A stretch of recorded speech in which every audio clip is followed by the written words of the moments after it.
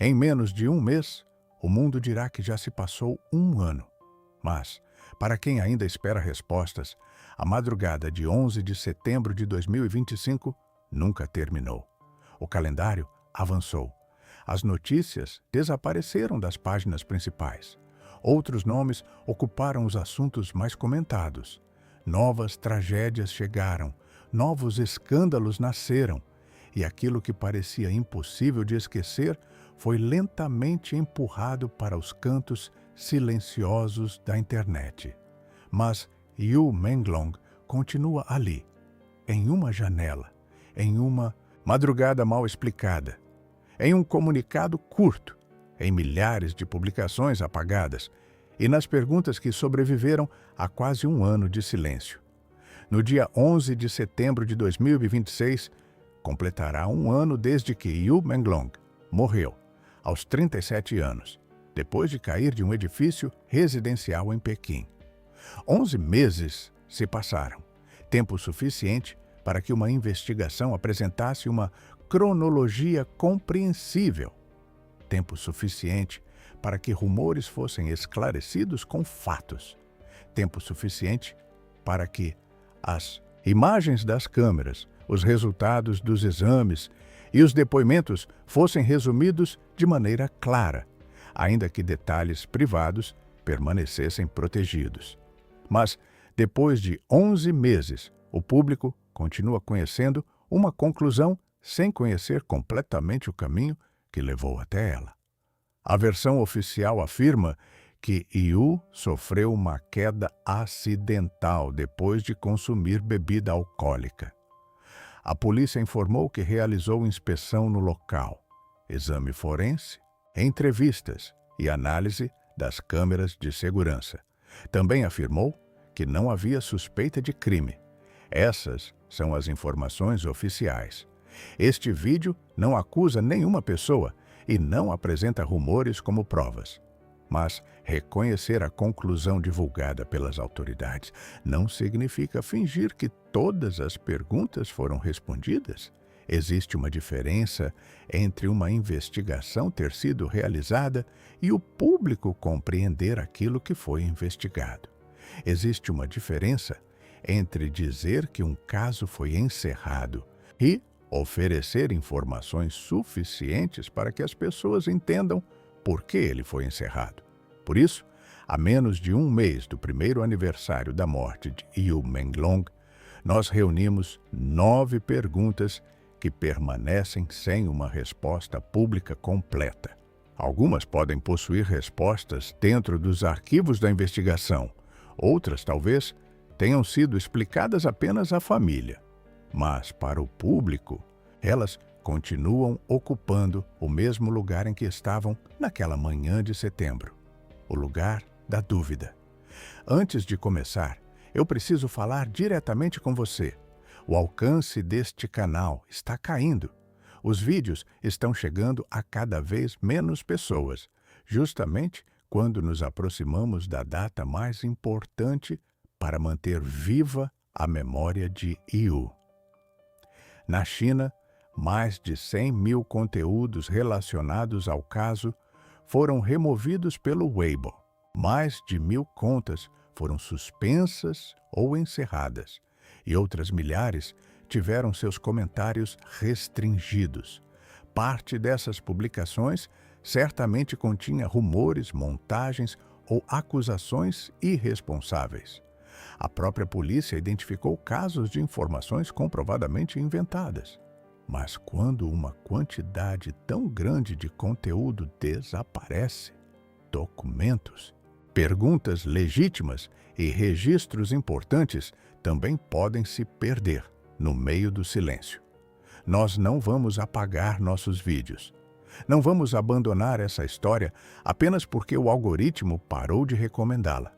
Mas precisamos de você para que este canal não desapareça junto com tudo aquilo que já foi removido. Assista até o final. Deixe seu comentário. Compartilhe este vídeo com alguém que acompanhou o caso. E, quando terminar, abra outro vídeo do canal. Não estou pedindo isso apenas por números. Estou pedindo porque um canal também pode morrer quando as pessoas que se importam com seu conteúdo deixam de encontrá-lo. E, se este espaço desaparecer, mais uma parte da memória de Yu desaparecerá com ele. A primeira pergunta é: o que realmente aconteceu entre a última atividade pública de Yu e o momento em que ele foi encontrado? Reportagens publicadas na época afirmaram que Yu ainda apareceu conectado ao Weibo na noite de 10 de setembro, por volta das 9h30. Horas depois, começaram a circular relatos de que ele teria participado de um encontro no apartamento de um amigo. A primeira narrativa divulgada por uma conta de entretenimento dizia que Yu estava com 5 ou 6 pessoas, que teria entrado em um quarto durante a madrugada e que seu corpo foi encontrado do lado de fora do edifício por volta das 6 horas da manhã. Mas essa descrição inicial não era um comunicado policial. Era um relato atribuído a uma fonte não identificada. Parte dele foi repetida tantas vezes que começou a ser tratada como a cronologia oficial do caso. Entretanto, o comunicado divulgado posteriormente pela polícia não apresentou uma linha do tempo detalhada daquela noite. Não informou publicamente a hora em que Yu chegou ao apartamento. Não esclareceu quando teria consumido álcool. Não revelou em que momento ele foi visto pela última vez por outra pessoa. Não explicou quanto tempo se passou entre a última interação com os demais presentes e a queda. Também não informou exatamente quando as autoridades foram chamadas.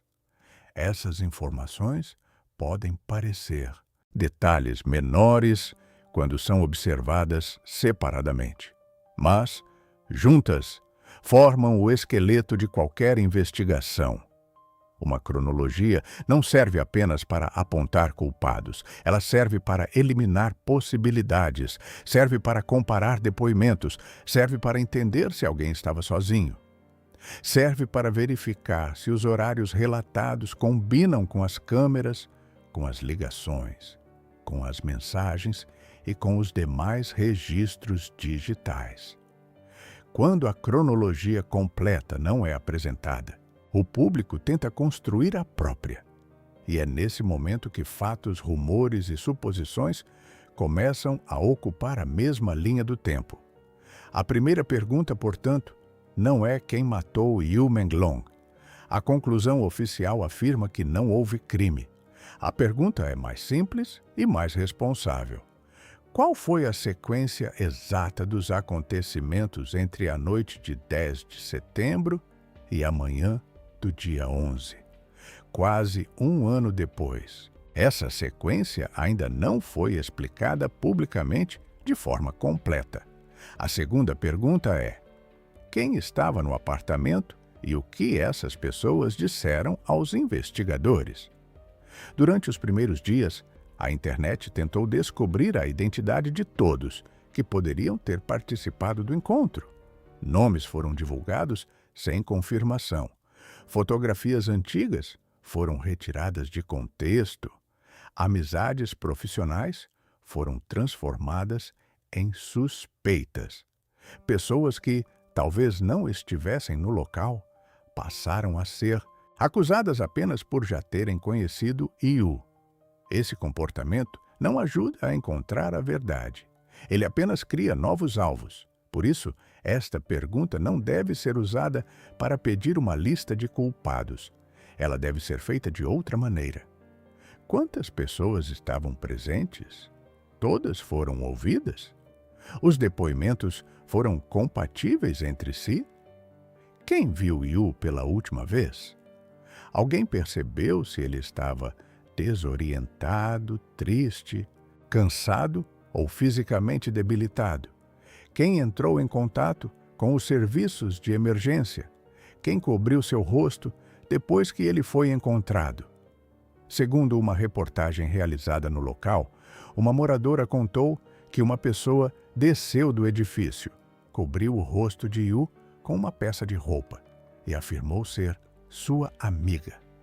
Esse gesto pode ter sido apenas uma reação humana diante de uma cena terrível, uma tentativa de preservar sua dignidade. Mas a identidade e o depoimento dessa pessoa nunca foram esclarecidos publicamente. A polícia informou que realizou entrevistas. Isso confirma que pessoas foram ouvidas, mas nenhum resumo público explicou o que esses depoimentos ajudaram a estabelecer. Não é necessário divulgar nomes ou detalhes privados para apresentar uma cronologia básica. Seria possível dizer quantas pessoas estavam no imóvel quando cada uma viu Yu pela última vez e se os relatos coincidiam com as imagens analisadas.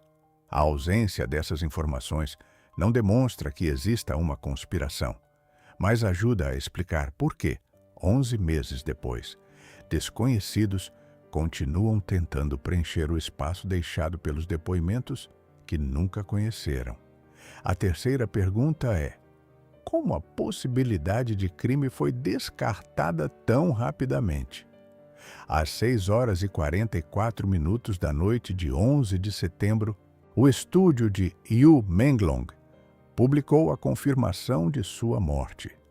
Na mesma mensagem, afirmou que, depois do trabalho policial, havia sido descartada a possibilidade de crime. Aquela declaração foi publicada no mesmo dia em que Yu morreu. Para muitas pessoas, a velocidade da conclusão causou estranhamento. Entretanto, rapidez não significa necessariamente descuido. Uma inspeção inicial pode encontrar evidências suficientes para descartar certas hipóteses. Câmeras podem mostrar que nenhuma pessoa entrou ou saiu de determinado local. O exame do ambiente pode não revelar sinais de luta. Os depoimentos podem ser consistentes. Existem situações em que os investigadores conseguem chegar rapidamente a uma conclusão preliminar. O problema não é apenas a velocidade. O problema é que os elementos que permitiram essa conclusão nunca foram resumidos publicamente de maneira clara. 10 dias depois, em 21 de setembro, a polícia divulgou um comunicado mais detalhado. O documento afirmou que foram realizados exame do local, perícia forense, entrevistas e análise de câmeras de segurança. Mas, novamente, não explicou o que cada procedimento revelou. Não sabemos qual elemento descartou a presença de outra pessoa no momento da queda. Não sabemos se existiam marcas no ambiente. Não sabemos se os horários das câmeras coincidiam com os depoimentos. Não sabemos se a conclusão divulgada pelo estúdio no dia 11 era definitiva ou preliminar. A pergunta não deve ser apresentada como uma acusação de que a investigação foi falsa. A pergunta correta é: quais evidências objetivas permitiram que a possibilidade de crime fosse descartada ainda no primeiro dia? Uma explicação pública dessa resposta poderia reduzir grande parte das especulações, mas ela nunca foi apresentada de forma completa. A quarta pergunta é: o que os exames forenses realmente estabeleceram? A polícia afirma que houve uma análise forense. A versão oficial e a declaração publicada em nome da mãe de Yu afirmam que ele havia consumido álcool antes da queda. Mas não foi divulgado publicamente um resumo toxicológico detalhado. Não sabemos a quantidade de álcool encontrada. Não sabemos se o nível detectado seria suficiente para causar perda de equilíbrio, desorientação ou redução da consciência. Não sabemos quando ele teria consumido a bebida. Não sabemos se outras substâncias foram pesquisadas. E não sabemos quais conclusões médicas ajudaram a sustentar a classificação de queda acidental. Divulgar um laudo completo poderia violar a privacidade de Yu e aumentar ainda mais o sofrimento de sua família.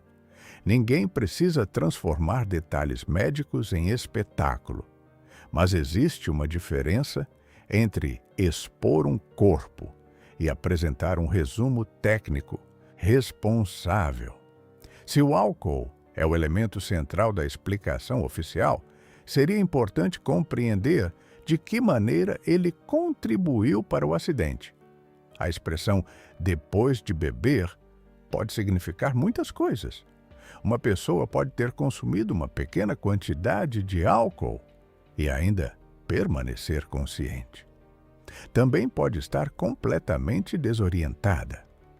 Sem um resultado resumido, a expressão permanece ampla demais. Durante esses 11 meses, algumas pessoas transformaram essa ausência em prova de crime. Isso também é errado. A inexistência de um documento público não significa que o exame não tenha sido realizado. A polícia afirma que ele foi. Mas a pergunta continua válida. Quais resultados forenses sustentaram a conclusão de que Yu caiu acidentalmente depois de consumir álcool? A quinta pergunta é: o que mostram as câmeras de segurança analisadas pela polícia? Essa talvez seja uma das perguntas mais importantes de todo o caso. O comunicado oficial afirma que imagens de monitoramento foram obtidas e examinadas. Essa informação significa que existiam registros considerados relevantes para a investigação.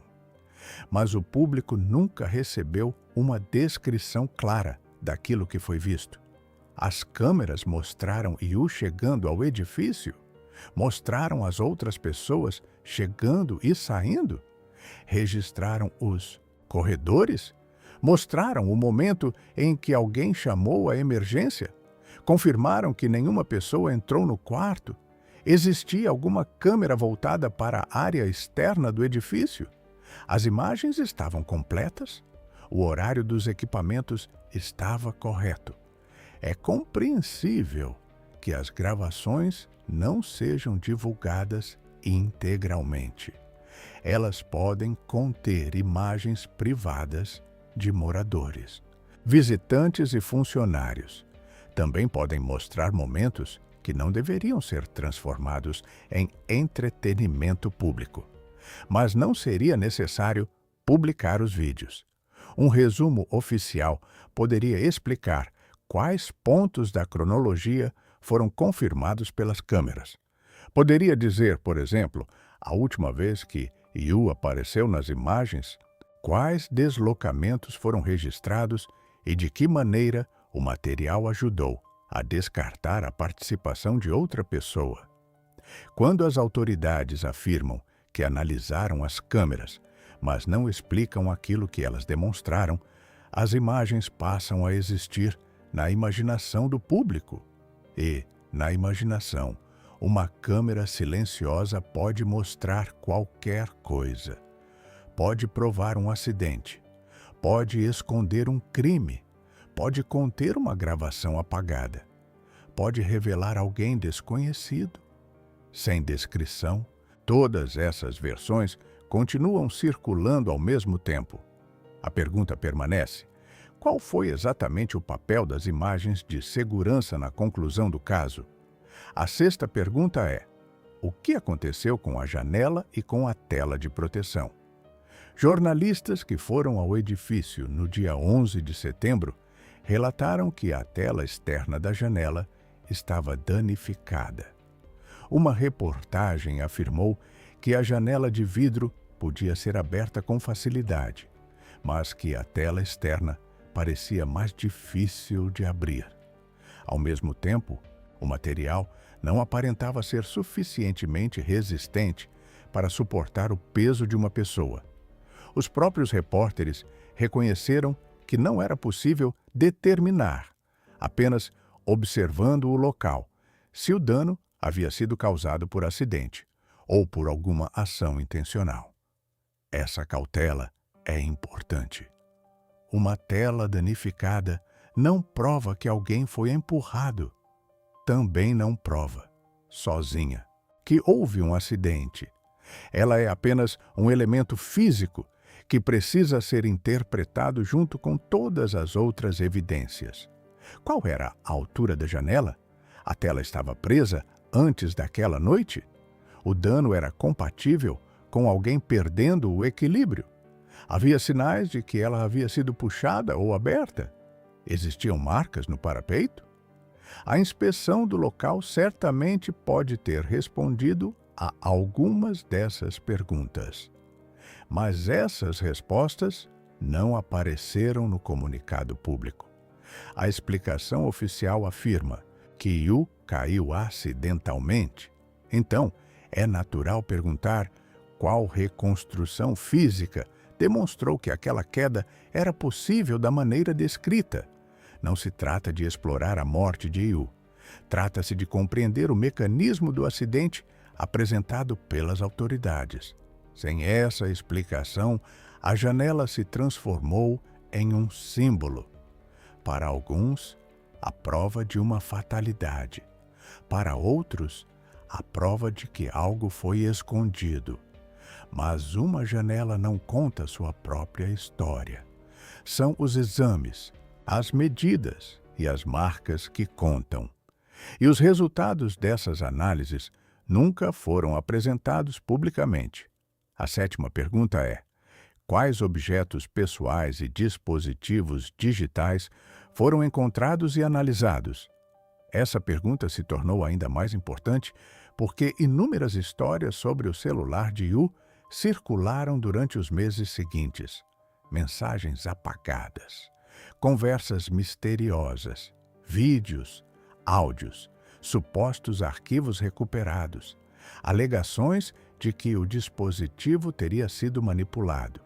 Mas o comunicado policial não menciona publicamente a apreensão ou a análise de um celular. Isso não significa que o telefone não tenha sido encontrado. Também não significa que os investigadores não tenham verificado chamadas, mensagens ou localizações. Significa apenas que essas informações nunca foram confirmadas ao público. Sabemos, por uma reportagem daquele dia, que um amigo tentou ligar para Yu e encontrou o telefone desligado. A mesma pessoa afirmou que enviou uma mensagem pelo WeChat e não recebeu resposta. Mas isso não revela onde o aparelho estava, não mostra quem o encontrou, não confirma quando foi desligado, não informa se ele foi recuperado dentro do apartamento, entre os pertences de Yu ou em outro local. Também não sabemos se outros objetos pessoais foram documentados e entregues à família.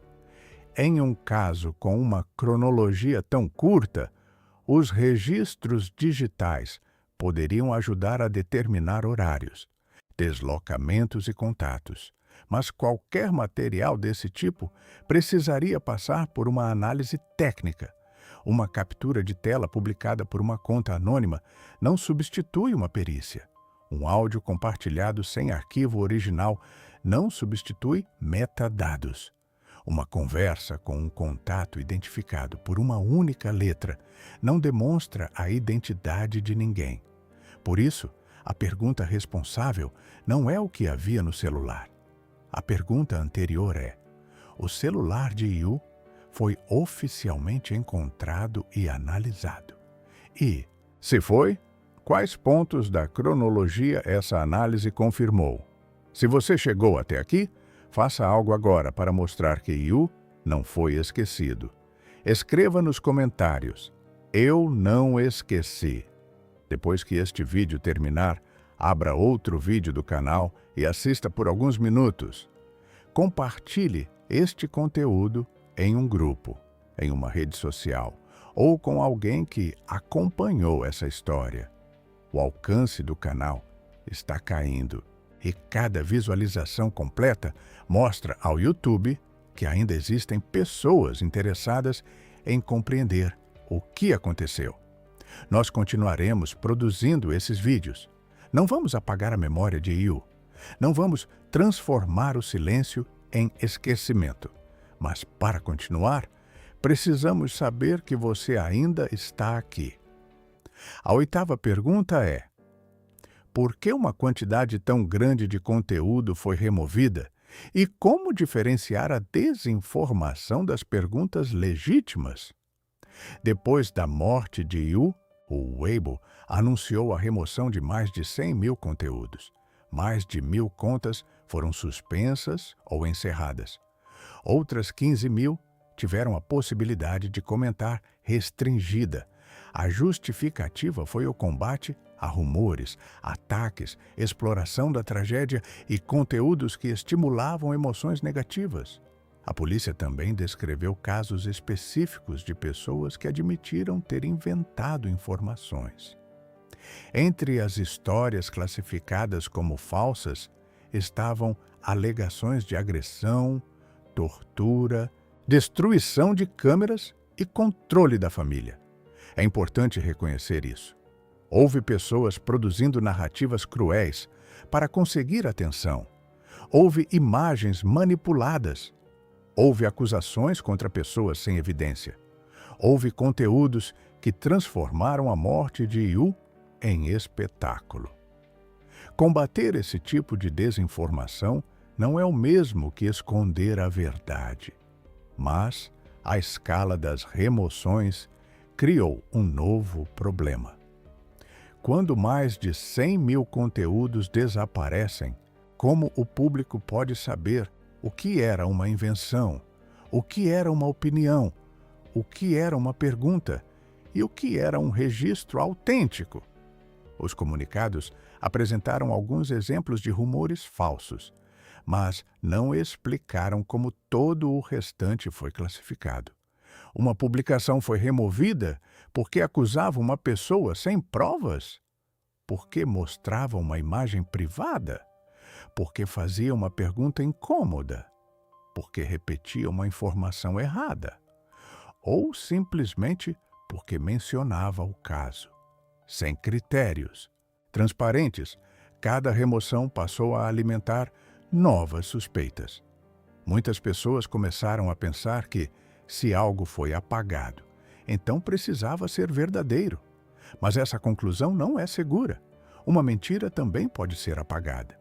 Uma montagem também pode ser removida. Uma acusação falsa também pode desaparecer. O problema é que a remoção sozinha não permite distinguir nenhuma dessas possibilidades.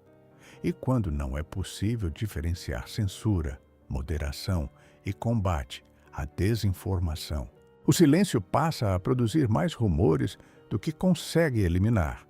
A 8ª pergunta, portanto, não é apenas por que as publicações foram removidas. É porque não houve um sistema mais transparente para preservar as perguntas legítimas, enquanto as informações comprovadamente falsas eram corrigidas com fatos.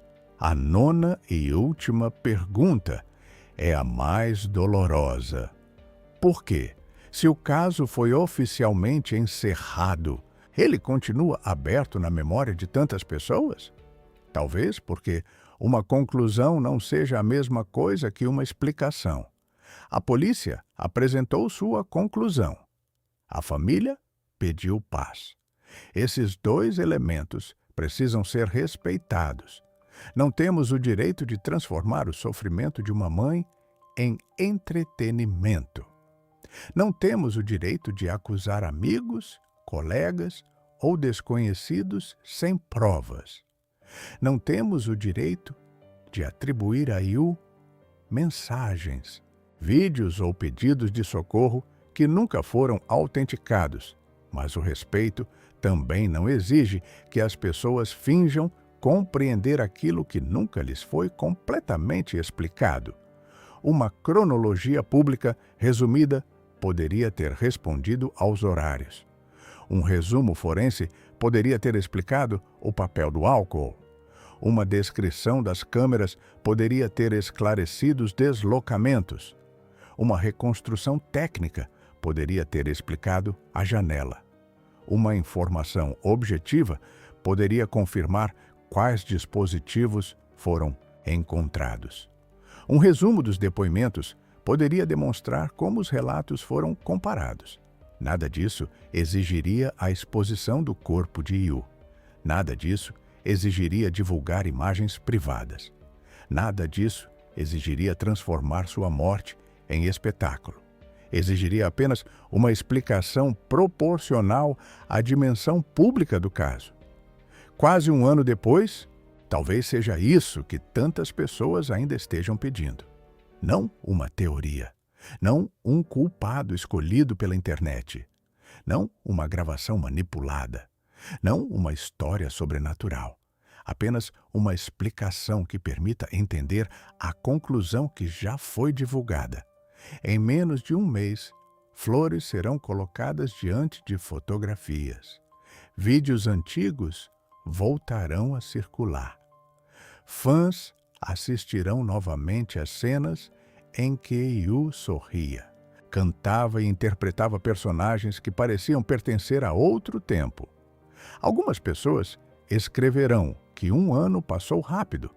Para sua família, talvez tenha sido o ano mais longo de todos, porque o luto não mede o tempo da mesma maneira que o calendário. Para o mundo, 11 meses podem transformar uma tragédia em uma notícia antiga. Para quem amava Yu, talvez ainda seja aquela manhã. Talvez ainda exista o impulso de ligar para seu celular. Talvez ainda exista uma mensagem que nunca receberá resposta.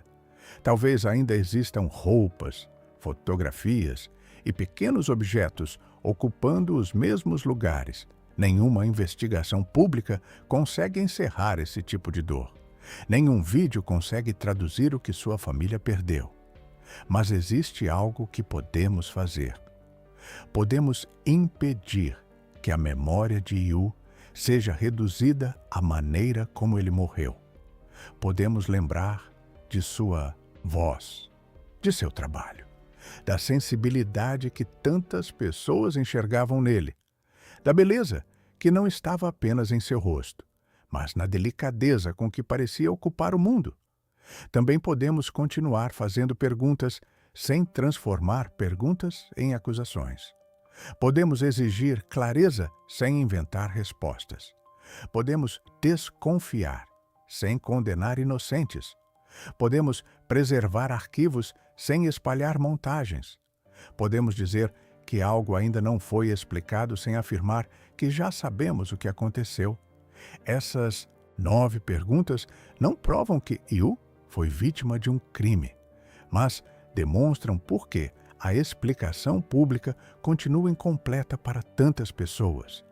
O que aconteceu entre sua última atividade e o momento da queda? Quem estava no apartamento e o que essas pessoas disseram? Quais evidências permitiram descartar um crime tão rapidamente? O que os exames forenses estabeleceram? O que mostram as câmeras de segurança? Como ocorreu o dano na janela? Quais objetos e dispositivos foram encontrados? Por que tanto conteúdo foi removido sem uma distinção pública mais clara? E por que, depois de 11 meses, o caso continua aberto na memória de milhões de pessoas? Talvez algumas dessas respostas nunca sejam divulgadas. Talvez estejam protegidas para preservar a família. Talvez as autoridades acreditem que já disseram tudo o que precisava ser dito. Mas o silêncio não encerrou as perguntas. Ele apenas ensinou as perguntas a sobreviver. No dia 11 de setembro, nós publicaremos um especial reconstruindo toda a cronologia pública do caso, desde as últimas horas conhecidas de Yu até os comunicados, as remoções e tudo o que aconteceu depois. Será um vídeo longo, cuidadoso e documentado. Por isso, inscreva-se e ative as notificações para não perder esse especial. E escreva nos comentários qual destas 9 perguntas mais precisa de uma resposta. Não acuse ninguém Não transforme suspeitas em certeza. Apenas diga qual informação poderia ajudar você a compreender melhor o que aconteceu. Em menos de um mês, fará um ano que Yu Menglong partiu.